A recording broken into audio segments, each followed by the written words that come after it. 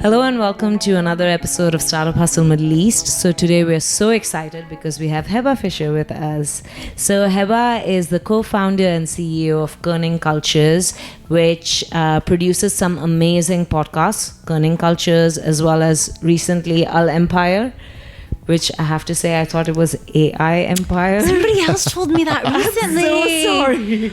I wonder if it's in the branding or what. But another podcaster at the forum was like, "What is AI Empire?" I was like, "There's an arm. It's really an L." No, in some communications that arm is missing. So I was like, "Ooh, AI Empire."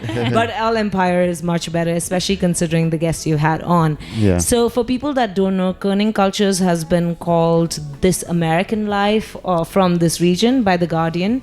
And it is the first VC-backed podcast from the region. So we're so excited to have Hebah on the show. Welcome to the show. Thank you. Thank you for having me. Great. So these guys have some amazingly well-produced things. They tell amazing stories. In fact, today I was listening to the latest episode where they talked about the origin of the Arabic typewriter, which was pretty cool. Oh, amazing! Yeah. There were Very two cool. people competing for the acknowledgement of having the world's first Arabic typewriter. Did you give away the story? No. Okay. No. You haven't told us who won or who rightfully claims it. Okay, well, we start off each show by starting with a little bit of background. So can you tell us a little bit about yourself? Sure. On the lead up to Kerning Cultures? Sure. From what perspective are you interested in? So your background, your work background, when did you move to Dubai? Yeah, I know you were working with Impact Hub before, which is also of interest to our listeners since it was related with startups, right? Yeah. So how did that happen? And then when did you decide to move to Dubai? And when did you start Kerning Cultures? Sure. So I moved to Dubai 2 years after I graduated university. So my family's moved around quite a bit. They've been here for 15 years. 10 years. They've been here for 10 years. And I joined them a couple years out of university. And my background, so I studied anthropology in school. Okay. Which is cool. And it is cool when you listen to Kerning Cultures, I guess. I don't know. It makes sense somehow. Yeah. And it was a particular discipline. It was a new major, and I went to University of Virginia in the States, and it was a new major called Global Development Studies. So I focused on microfinance. Okay. I thought microfinance was the answer to all the world's problems. If people started their own businesses and were financially independent, that was all that you needed in this world. And on the back of so my first company was a nonprofit that I co-founded in Virginia, which was a microfinance and business education program. And I ran that for 2 years and then moved to Dubai. And when I moved to Dubai, it was a pretty natural fit, I think, to join Impact Hub, which Impact Hub is a global platform and an incubator for entrepreneurs. At the time, it was in like 80 cities around the world. It was a huge network for entrepreneurs, and they were starting the first Impact Hub in the Arab world here in Dubai. Okay. Yeah. So I joined as the first hire.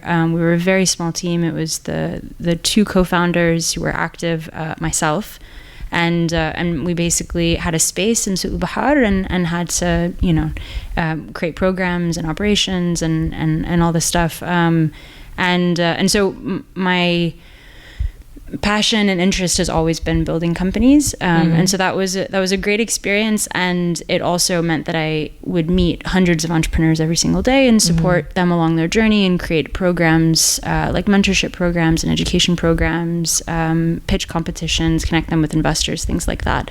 And then I was burnt out from the experience. Frankly, it was a lot on my shoulders. Because it was a small team, or it was a very small team, and the expectations of investors were very big, and so it was just, I would like leave the office at like 2 a.m. and it was just. When you mean, what do you mean exactly by the expectation of investors was big? Investors who were invested in Impact Hub? Or the investors who were investing in the entrepreneurs coming through Impact Hub? No, the investors investing in Impact Hub. Okay. So it like every month we had to show certain growth of members and income and things like that. And the team was very small. So we hired, 2 other people, but it was just, I think for the vision that they had for the company, we needed way more resources than that. So after a year and a half, I was just burnt out. So I left and took a couple of months to figure out what I wanted to do with my life and what I think my purpose on this planet could possibly be. And then came up with the idea for Kerning Cultures. And at the time, it was a much smaller vision. So it was just a single podcast. And it was just born out of, storytelling is in our blood as Arabs. And especially for me, I'm half Egyptian, half American. And navigating between both of those cultures, the way that you do that is through stories, right? Yeah. So and frankly, this is still the case. Most mainstream media in the Middle East doesn't really speak to me. It doesn't speak to us. It doesn't speak to the youth. It's targeted more towards, I think, an older generation. It's very traditional in the kinds of things that it tells. And so I wanted to tell stories that I cared about. Yeah, very cool. So what made you decide to get into like podcasting versus other mediums like? Yeah, you could write or video, YouTube, Yeah. or were you inspired by something or? Yeah. So I have been listening, at the time I'd been listening to podcasts for several years, and my favorite podcast of all time is a show called Radio Lab. Okay. Have you heard of it? No, it's No. something that I've subscribed to forever and never listened to it. Radio Lab. Yes. Okay. Radio Lab is what made me fall in love with radio. And actually the creator of Radio Lab is Lebanese American. And I think that's probably like affinity with that, but it's a really nerdy show about science and technology and just like things that when you read the titles, you're like, I would never be interested in that, and then you listen to the story and you're like, oh my god. And it becomes the topic of all my conversations. Like my cultural references come from Radio Lab. Like Oh, that's really? Okay, wow. So it's technology based, huh?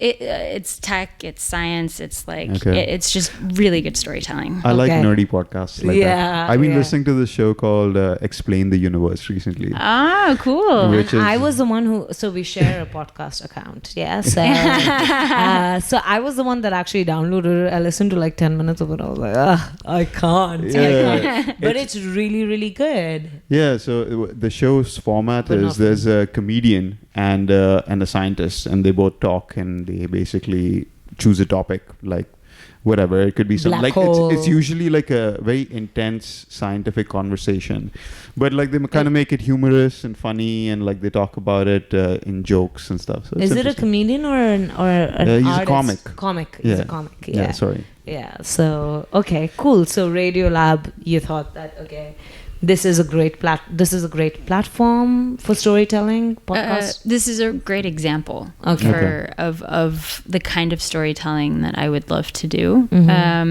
So I started, and I think what really kick-started Kerning Cultures was so MIT Arab Enterprise Forum does a competition every year, which I think is a fantastic platform. And so they did a call for people to send in applications. And so I applied, and the application was you had to do a business model canvas, which just like putting the idea down of what Kerning Cultures could look like on paper was a very useful exercise. And that year I was in Kuwait, and so I don't know however many people applied. Certain people got accepted, so I ended up going for like a 5-week training. So it was a number of workshops, and then you got to meet a bunch of people. Nothing, I think, like concrete came out of that, except I had really cool friendships. But I did meet the person who would become our sound engineer. So like I said, I studied basically anthropology in university. I didn't have a journalism or media background. I write well, but that has, that translates somewhat, but learning how to use audio equipment and learning how to tell stories well with sound was a very, very steep learning curve. And Ramzi Bashur, who was our sound engineer who joined us first, really taught me so much. And so that's how we started. So when you went for this program, did you already have some content that was out, or you were just starting out and had an idea of what kind of stories you want to tell? Yeah, we hadn't recorded anything at all. You hadn't Yeah. recorded anything. So I remember when I first discovered Kerning Cultures, which was at the Middle East Podcast Forum, which you also organize, which is very cool. Co-organized, yes. Co-organized, yeah. So when I heard the first couple of episodes, they were kind of entrepreneurship related. I guess that came from your Impact Hub days. Yeah. Yeah. So and I did notice a huge jump in quality. Like I listened to the first couple of episodes, and then I listened to maybe the latest episode, and I realized like the production quality had gone through the roof, and like the storytelling was so much better, the quality of the audio and everything was just so much better. So how long do you think it took you to like get into the rhythm of like being what Kerning Cultures is now, so highly produced and well executed? Yeah, I mean, I think you guys probably feel this with Startup Hustle, but like as a creative, you're probably never satisfied with the quality of the content that you produce. Like you're constantly thinking like, I can improve it. So I can tell you I'm proud of where we are now. I think we can still grow. Yeah. But I would say that we really got our act together probably in the past year and a half. So so we've been around, the first episode we released was in September of 2015. So a little over 4 years ago. Okay. So I think it took us probably 3 years, but so that you know the dynamic of how our team was operating. I've been full-time since that time. My co-founder was full-time for about a year and a half, and then everybody else was part-time. Okay. And your co-founder is not full-time anymore? My co-founder is not full-time anymore. Okay. And all the people who were part-time were volunteers for a huge chunk of it. And then when we decided to shift from a podcast to a podcast company, a podcast network, have multiple shows, like really take things seriously from a commercial perspective, that happened probably 2 years ago. And so then we started to give equity to some of our team members. We started to be able to pay them. We had an injection of capital and an investment. So we were able to actually bring people on full time. That was a year and a half ago. And I think that's what really tipped the rigor of the quality of our production, because before it was just kind of a little bit all over the place. Now you have a committed team that actually has stake in the company, so I think it does make a difference in like how much you're going to push yourself. I think a couple of things I noticed right off the bat, like now that I'm producing a podcast myself, like I tend to notice other podcasters when they do things and I'm like, oh, how do they do that, or how do they do this? So I realized the sound design that you guys have really good is really good. Like you'll hear like little like things in the background of when people are talking, and that just brings in so much immersion. No, for sure, you're definitely painting pictures with your stories, and and I mean, we listen to other podcasts from the region, and they're doing some really good content. But when we compare it to like, I don't know if you know of Gimlet Media. Yeah. So I listen to a lot of podcasts from Gimlet Media, and everything from like, walking up to the interviewee and, like shifting around while having your cup of coffee. All of those things really puts the viewer there and hooks them. Like, I think that's why Serial was so successful as well, because I mean, aside from being a really captivating story and all, it was also that all the conversations with Adnan, like you heard the crinkling of the phone, and it's beautiful. So you guys are doing a really good job, and I think it inspires other podcasts from the region to also produce better content, high quality stuff. Higher quality. You definitely raised the bar. Thanks. Thank you very much. So but speaking of that, like you guys put a lot of time into producing your content. It's well researched. You have multiple interviewees in each episode, and on top of that you do so much sound design and sound layering work. Doesn't it take you guys a really long time to produce an episode? One episode, So I would say we technically have 3 shows under the Kerning Cultures network. One is like, it was an experiment in Ramadan of 2016, and it was a good experiment, but it's not an active show. And then the 2 active shows that we have are a radio documentary style show that's also called Kerning Cultures. It's our flagship show. That's the one that The Guardian compares to the This American Life of the Middle East. And then the second show, which we just launched a month ago now is called El Empire. And so El Empire is a lighter lift production because it's more of it's our first interview style show, highly curated. So we sat with a number of our guests, so guests like Bassem Youssef or Hamid Sinnu, Fetcher, Joy Ajlouni of Fetcher, Hamid Sinnu, the singer-songwriter from Mishra Leila. We sat with our guests for, maybe an hour and a half, 2 hours, and then we edited it down to a 30-minute, 45-minute episode. So there is curatorial input. But the production lift is I would say it takes us maybe a week to research a guest, the time for the interview, and then post-production is probably another week to 10 days. That's a light lift. That's a light lift. I'm curious. And how long does it take? So for our radio documentary show, Kerning Cultures, the average time I think is probably 3 months to put together a story. But we're working on but we're working on multiple stories simultaneously. So the typewriter, A Tale of Two Inventors episode that we just aired today. Ahmed Eleithi, the character who you heard in the story, pitched us that story last December. So we've been working on it like in the background. So we'll do an interview 1 month, and then we'll like work on 5 other episodes, and then we'll come back, we'll do another interview. So I would say if you pack it all together, it's probably 2 to 3 months, I think, of time of like active working on the episode. But it's it's a film in your ear. Like it's like a full on production. And the reason that we put so much effort into it is because we want this content to last, right? So you'll notice the other thing for both of these shows, and likely moving forward, although who knows, maybe we'll decide to do more of like a daily show or something that I don't know. But for the most part, the kind of content that I'm really excited about and our team is really excited about is evergreen content that you can come back to in 3 years and it's still relevant. And the quality of the production is high enough that people, it's still going to be just as immersive in 3 years as it is today. Yeah, so you might not know, but my background, like in production of video, audio stuff, like is in YouTube. So I've been doing YouTube for the last 3.5, 4 years. That's why this is such a legit setup. Yeah, so that's why I have the setup and the cameras and all that. But what I learned on YouTube was that in YouTube, it's you can't have like one episode coming out a month or like in 2 months, because then your subscribers aren't going to stay with you.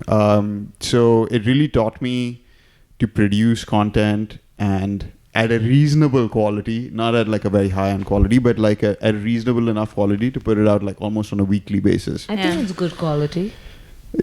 But I mean, but I'm so biased. No, the thing is, like, I spend maybe 4 or 5 hours producing one video a week because I don't have more time than that, right? Yeah. But if you spent 5 days producing that video, it'll be you can add sound design, you can add like so many layers of stuff on top of it, color grading, special effects. You can do so many things, right?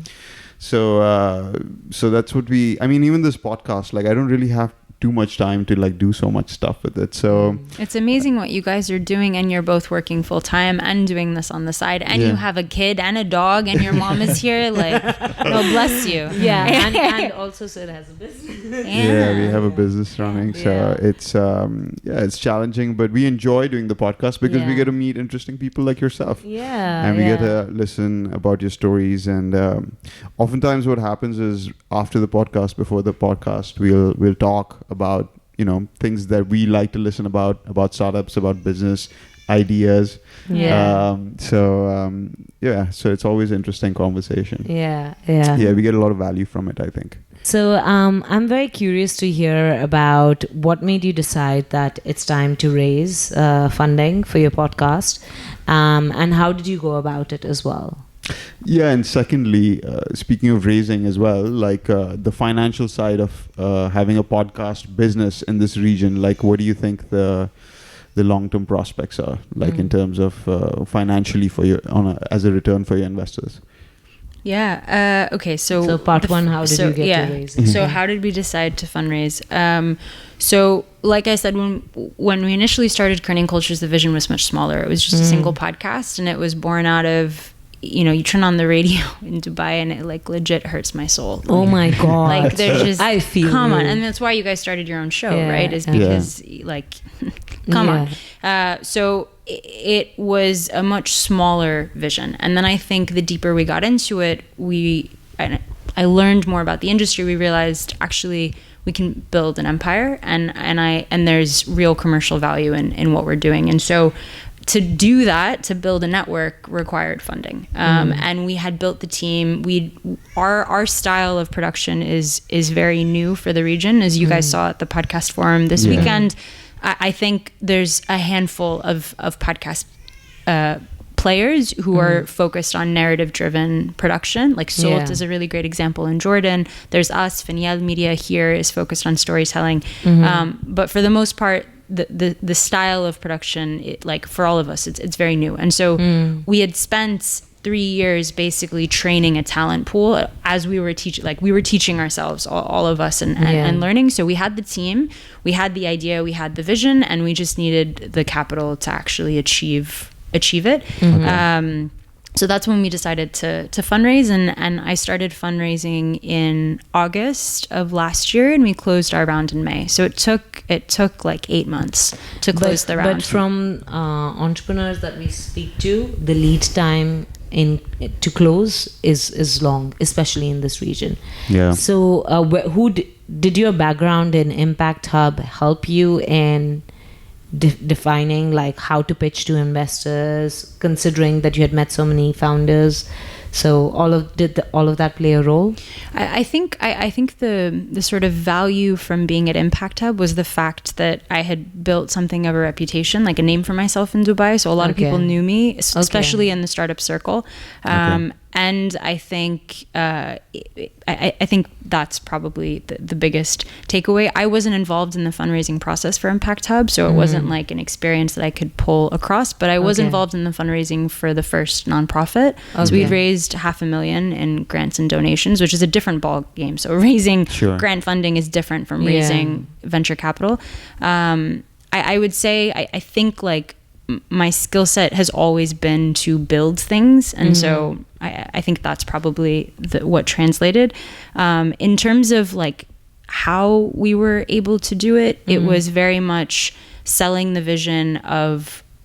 I'll tell you what I think, and I was sharing this with another podcaster over the weekend. I think what really tipped it for our investors in the conversation was, so we closed in August. In June, Spotify acquired Gimlet Media. Yeah. And Gimlet Media is very much a commercial model that we're modeling ourselves after as Kerning Cultures. So Gimlet Creative, the branded content arm, we have Casey Studios. Like it's very much like this is an example of how you do high quality narrative podcasts, and you can monetize it from a branded perspective, you can monetize it from ads, and I've been studying the industry very, very close. I mean, I make it a point 20 minutes every day. I read something about the podcast industry. So whether it's what's happening this week or reading a report or something, and I think translating that vision and that deep understanding of what's happening in the space to investors is what helped persuade them. That's interesting. So for you listeners who don't know, Gimlet Media is a company in the US that started off with this show called Startup. And they were talking about how he was looking to raise money for Gimlet Media. Yeah. And then he eventually ended up raising money, and now they have like 7 or 8 different shows. Yeah. There's like 15 shows under management, but Spotify acquired them. Reply All is very good. Startup is very good. Yeah. And Spotify acquired them for $230 million US. Was it that high? I thought it was like $50 or $60 million. Wow. No, it's $200 not million. That is amazing. So I guess that business model works. yeah, for sure. Yeah. And it's amazing because I think in the first episode of Startup, he's pitching to Chris Saka and he like that's my favorite episode. I know. And he completely like tanks it. Yeah. And they came out with a TV show for Startup as well with Zach Braff. Yeah. I don't care for the TV show. A lot of people, it didn't do well, but that also I think it got cancelled already. Yeah. But that as well, you were asking about the commercial viability of podcasts. So that as as a stream is absolutely one that we have our eye on as well, where you take a show and you adapt it to something else. So maybe it's TV, maybe it's a Netflix original, maybe it's whatever. But there's a bunch of articles and like a lot of players in this space are really excited about, if you think of how expensive video is to produce, prototyping a show is extremely expensive. But if you prototype with a podcast and it's audio only, it's much cheaper, and you can test and you can guarantee an audience and audience interest, and then you can translate that. They didn't do it well in this example, but I think Homecoming is another show that Gimlet Media has adapted for Amazon. Amazon has a video series starring Julia Roberts, and that one I think is doing well. Homecoming was a podcast first? I didn't know that. Yeah, watched we've the seen show. the show, but we haven't heard the podcast. Yeah. Interesting. But that is interesting for sure. Yeah. Good. Yeah, speaking of which, I think radio is dead because, it's just like the Netflix thing, right? Like you can listen to a podcast whenever you want, however you want. You can consume it on pretty much any device. So I definitely think that podcasts are going to replace radio. But do you think like the public thinks that as yet? Like I'm sure in this region, I'm very curious. Yeah, like do you think like podcasts can get a similar reach? Not reach, or reach as well, but do you think they can get as many advertising dollars as the radio, or do you see that happening? Yeah, 100%. So the first thing, I totally agree with you. I think our parents are going to continue to listen to the radio, and there's a radio in every household. Radio has reaches more households in the Middle East and North Africa than television does, and that penetration, I think, is not going to go away anytime soon.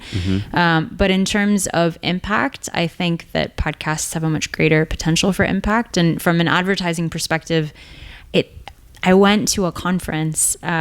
It was a radio advertising purchasing conference, and I was so shocked that they have no clarity on their numbers, right? Because you put it out on the broadcast waves and that's it. Like you have an assumption of who's listening, but you have no idea actually who's listening when. Whereas with podcasts, you do, right? It's digital. You track it. You know the city. You know the device. You know how long they listened. You know if they skipped an ad. Like you get all that information. So I absolutely think that this is the new. In fact, like.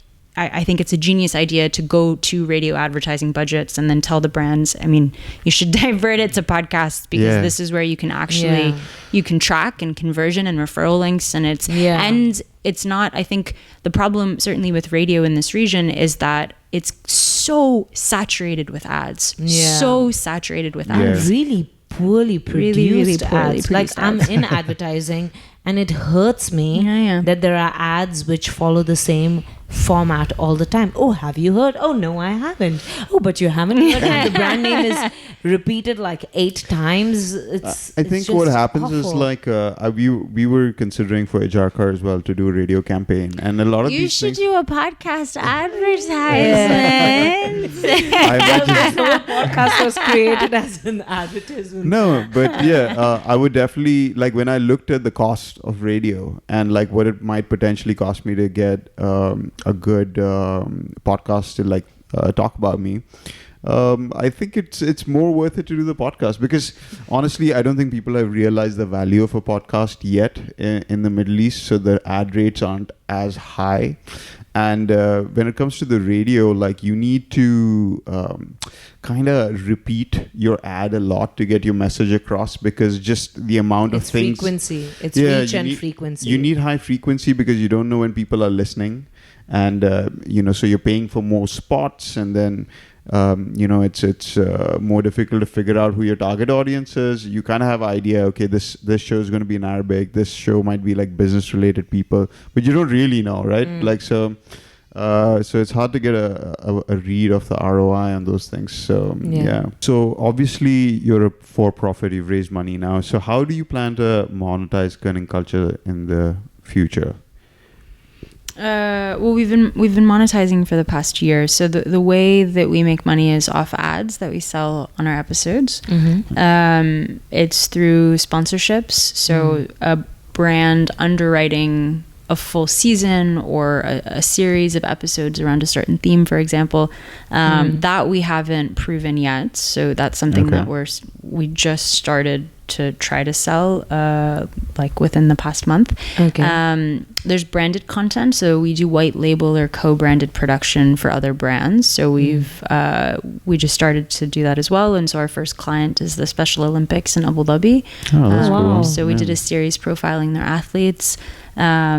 We have memberships, as you heard, so Patreon. This is always going to be a small portion, and it's based on, we anticipate not more than 2% of our listeners will become paying members. And so our content, as far into the future as we can anticipate, will be freely available. But then listeners who want to support the production can... This is like Gimlet Media. Yeah. Yeah, so for listeners who don't know what Patreon is the site where, like, say if you're a creative type, you have your own YouTube channel, you have your own podcast, and you need funding for it. Like if you have a big enough listener base, you can actually promote your Patreon and people can contribute. And usually they have like these incentives, like first releases. Yeah, maybe it'll release first on the Patreon platform, or maybe you'll get a call from the creators of the show and they'll talk to you about it, or maybe there's like a live chat or something. Different people do different stuff, but sometimes you'll see behind the scenes or something like that. Yeah. So that's going well for you? Yeah, so we have, I think, 40 to 50 paying members a month. Okay. And pretty cool. The tiers are everything from, it's based in dollars, the tiers are everything from $1 to we had somebody giving us $100. So it varies. I would say that I think the perks are interesting, but I don't think that's why people give. I think they give because they really want to just support the show or the network, and the perks are just like a cool to have, but they don't actually care about it. Like we spent in the early days, we were like, oh my God, we need to get the perks. Like they got to be amazing. And then we realized that like people don't care. They just want to support something that they love. Have you guys ever thought of doing like merch or something like that? Yeah, so we have tote bags. That's one of the perks.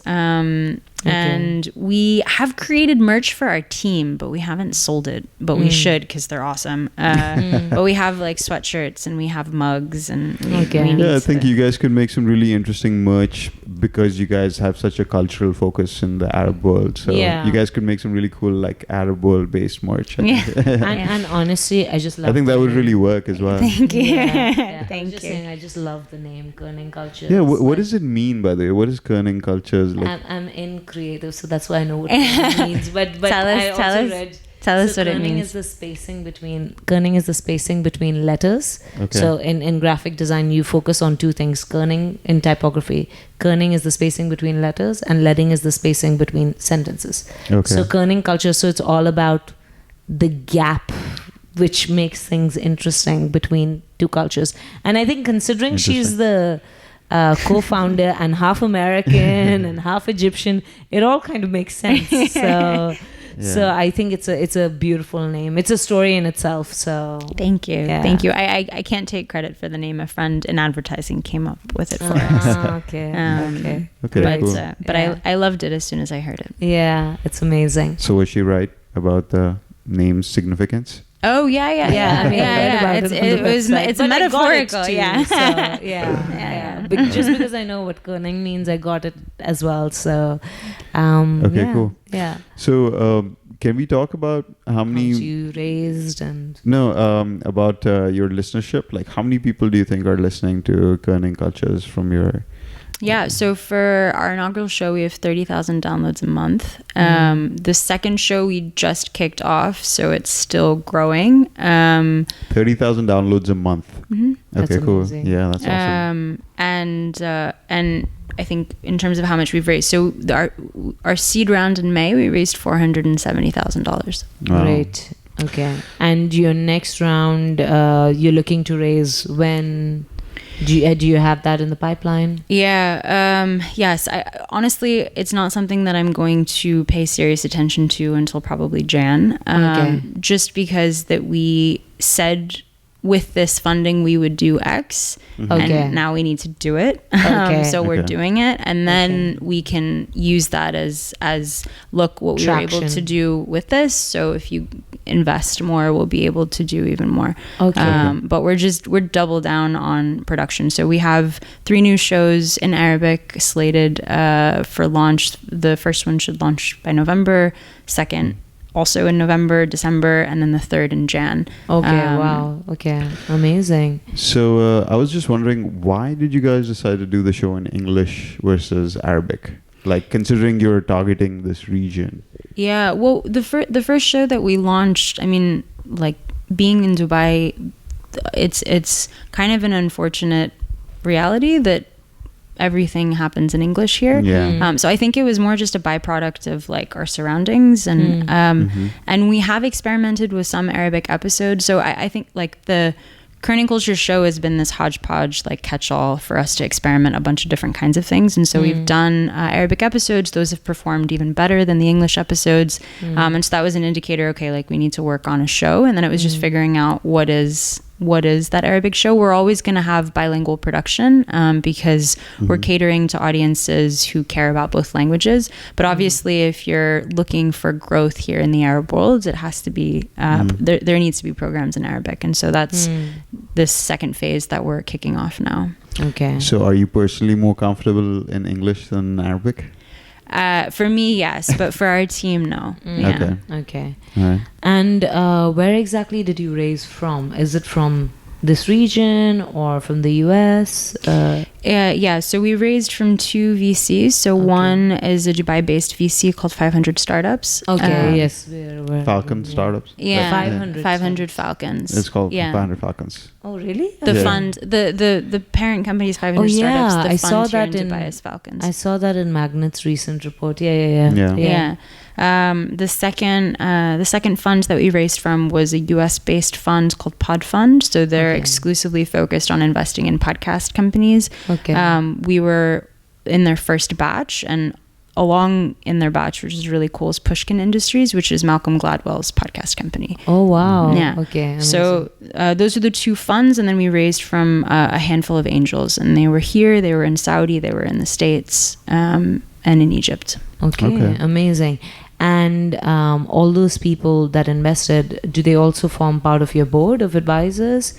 Do they share comments on creative content? They shared comments on creative in that they listened and they loved it, and like, oh, you should do an episode about this, like from that perspective. We have a monthly report that we send out to investors and partners that is about sort of our confidential business information, and all of our investors are on that.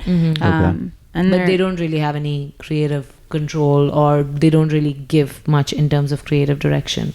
No, and that was extremely. I would never be part of the conversation. It doesn't make sense. Okay. Yeah, I think so. The fact that we raised a seed round as a media company, as a podcast company, is like pretty extraordinary, especially from investors here, because they care about like tech and platforms, and that was a lot of the conversations. Scalability is fine, that we can I mean, that's part of our vision, but I think that a lot of the conversations we had with investors here, and it's a volumes game, 100%. I mean, I spoke with a lot of people. A lot of the conversations were, I don't understand what podcasts are, or like media is really hard to monetize. And I think a lot of them really care about owning the platform as well. So the fact that we're creative, like we create content and we rely on other distribution platforms, was a really big sticking point as well. And yeah, that's what I meant by scalability, right? Like as a media platform, you need to produce content for which you need people. So you want a new show, you need more people. It's not like a tech platform really where you can, scale globally quickly, or have a partner, and I think it just requires less resources to scale a tech product versus a media product. I don't agree, actually, because if you're scaling a tech product, you need more engineers. Like engineers are way more expensive than media producers. So I think for scalability in both, you're definitely going to need more resources. But I think the sort of distinction for some of the people that we spoke with was the fact that we don't own the platform itself. We're just creating content on the platform. So I think that was really hard. And I think the way that we were able to rally the really awesome investors that we have was by the quality of our content. And so that was the first thing, obviously, that they listened to see, like, oh, okay, like you actually can produce really good stuff. That I think that can set the standard, as you very kindly said, for what podcasts could look like in the region. And then the second thing I think is that they really believed in us as a team. And the third thing is this was like my epiphany through the whole fundraising process is, and I wrote something about this in the podcast newsletter when we did close, is I really think fundraising is like finding a husband. Like it's honestly about compatibility as two people. And that was something that I don't think I fully appreciated going into it. I thought it was really going to be about, I need to like know all the statistics. I need to show you all the case studies of other companies that have done it, so you can imagine that we can do it the same way here. But honestly, what it came down to was it was just two people, chemistry, connection, and the belief that, okay, this person can do it. I think people invest in people more, and we've had some VCs here as well who've told us that they've kind of broken away from their thesis or changed their plans and course of action because they really connected with a founder. So especially when it comes to seed level, I think, like, you know, at seed level you probably don't have that much traction. You probably haven't got a tested product. You probably don't have a lot of things. So it's mostly the bets on the founder to be able to do it, right? And that's where like the faith in the founder and the chemistry and all that really matters, I think. And people have used the same analogy also for their co-founder, where it's like it's a marriage 100%. For sure. I know. Next so the last question then, if we decided to monetize our podcast, which we're not doing as yet, what would you advise for us? You could sell ads. That is an easy one. Have you found that difficult to do? Or like convincing people, like does the market over here understand that podcasts are a thing? And that no. So I think from a market, so to your question of like sort of the podcast landscape here. So it is going to explode and really soon. And we have all the right ingredients for podcasting to take off just as spectacularly as it has in other markets. Like we spoke at the forum of the US market, 105 million Americans listen to an average of 7 hours of podcasts every week. China is massive, 300 million active listeners. It's a $7.3 billion industry as of last year. And most of that is from paid subscriptions. Here in the Middle East, storytelling is in our blood. Like this is such a natural digital revival of a tradition, and having it on demand on our phones. We have the highest smartphone penetration rates in the world. Like this is just 100% totally, like this is going to happen. And I think it's a little bit of a chicken and an egg thing in that there's not enough good quality content, our shows excluded. Of course. There's just not enough good quality content yet. And when that hits the kind of critical mass, it's just going to tip. And I think like we have with Snapchat and YouTube and Facebook, sometimes we are a couple years behind the trend, like we were speaking of on Friday. But when it catches up, we top global usage. So we top global usage for YouTube, for Snapchat, and for Facebook. And I think the exact same thing is going to happen with podcasting. So I think that from a listener perspective, it's growing really fast. Arabic is growing much faster than English. From a monetization standpoint, as podcasters, I think brands are still playing catch up of like, what is this thing? I think reports like what Marketeers Mina published this summer, 1.3 million active listeners here in the UAE, having concrete data around that really helps. I would say that as a podcaster, you can certainly monetize through ads, and you can get ads to sponsor an entire season. And so what a brand would be looking for is reach, and you can sort of promise them that over a course of a season. Another way for you to monetize could be through ticketed events. That could be a possibility. So you guys have really honed your craft as interviewers. You bring really cool people. So why don't you do panels live, and you could sell tickets, and that could be a really easy way to do it. Another thing is you could have, I don't remember what the example of this is, but you're having really unique insights about different industries. And so you could have a newsletter that supplements it, and maybe that becomes a paid subscription for a newsletter, that could be a possibility. Cool. So we have something in mind for the ticketed event, which I think would be quite cool, but I think it's just the starting of an idea. Okay, So maybe we should make it some public time. in this episode and see what people think. Yeah, well, Because it's just an idea. So we were thinking of, since we are a startup-related podcast, we were thinking of getting a sponsor to put a certain amount of money towards doing a startup pitch event, which is going to be a live podcast pitch event. And we'll make an episode out of it, but we'll give a substantial amount, like a small, like $10,000 amount or something like that to the pitch winners. So, and we'd get a couple of interesting VCs to come on board and like talk about it. So kind of like a Shark Tank episode, but in podcast format. That's cool. Do it. Yeah, Sid came up with the idea while he was walking our dog and like sent me a voice note and he's like, what do you think about this? And I'm like, it's amazing, but when are we going to find time to do this? No, but I think it would be really interesting, and like people might and I think if the prize pool is good enough, and if we get a good sponsor on board to help us out to do that, then it should be something interesting. Okay, so let's leave that to our viewers as well. Tell us what you think about the idea. We broadcast through Anchor, so leave us a voice note. In fact, flood us with voice notes so that it's really easy for us to get a sponsor who's going to invest that money. And let us know if you would want to take part in a startup pitch competition. In fact, you know what I'm going to do? I'm going to leave a link in the description to like a Google form with a few questions. So if you want to participate in something like this, like we'll just collect your email address and then maybe we'll reach out to you once we decide to go ahead with this. I love this. We've come up with this, whole maybe plan. If we get about the room, amazing. Yeah, maybe if we get enough email addresses, it'll be easier to get a sponsor on board as well. Yeah, That's cool. That's awesome. Cool.